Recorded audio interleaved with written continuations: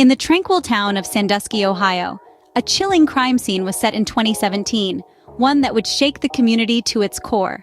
Nestled amidst the everyday calm and peace, a grim spectacle unfolded. The lifeless body of Anthony Pearson was discovered inside his red truck, a sight that struck horror into the hearts of the town's inhabitants. Eyewitnesses, still reeling from the shock, recounted a heated argument, an argument that ended in a fatal encounter between Pearson and another man. This wasn't just any man. This was Joel Miles, a newly freed prisoner carrying the weight of a violent past. His history painted a picture of a man who knew violence intimately, a man who could, and did, turn a disagreement into a deadly confrontation. The dark underbelly of this peaceful town was laid bare that day, unmasking the terrifying reality that lurked beneath the surface.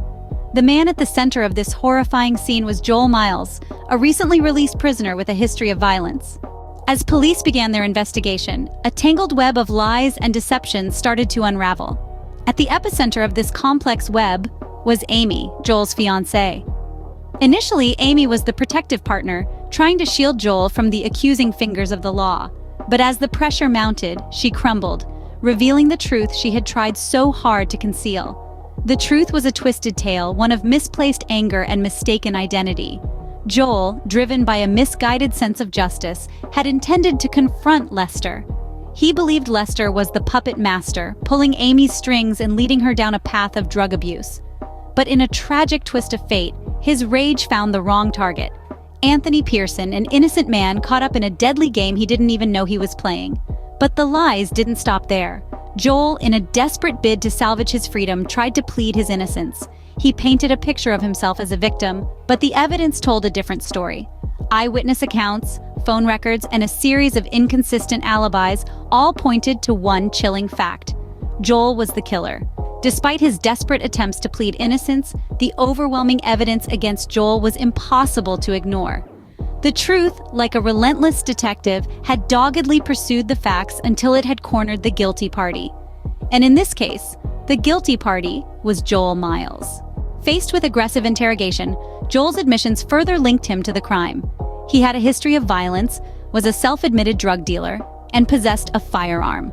All pieces of a chilling puzzle that painted a picture of a man capable of the heinous act he was accused of. Joel, however, stuck to his claims of self-defense. He insisted that he had confronted Anthony Pearson in a bid to protect his fiancée, Amy, from the tentacles of drug abuse.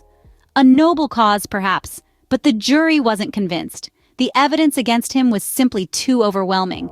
The eyewitness accounts, the phone records, his inconsistent alibis, and not to forget, the damning fact that Anthony Pearson's lifeless body was found in his red truck. It was a mountain of evidence that Joel couldn't surmount.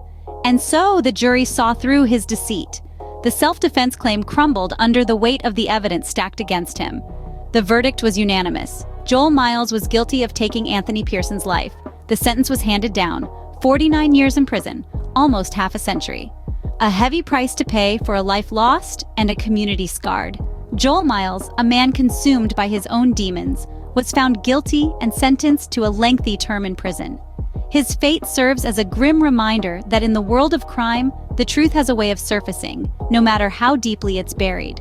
Joel's story is now a grim chapter in Sandusky's history, a stark reminder of the devastating impact of deceit, violence, and illegal activities.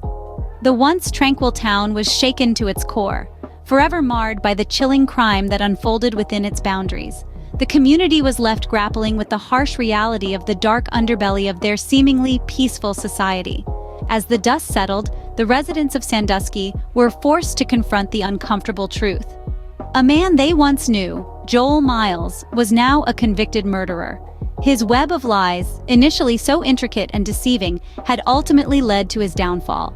The truth had a way of asserting itself, of cutting through the deceit and laying bare the chilling facts of the crime. In the world of crime, the truth always finds a way to surface. What are your thoughts on this case of deception and crime? Join the conversation in our comments section.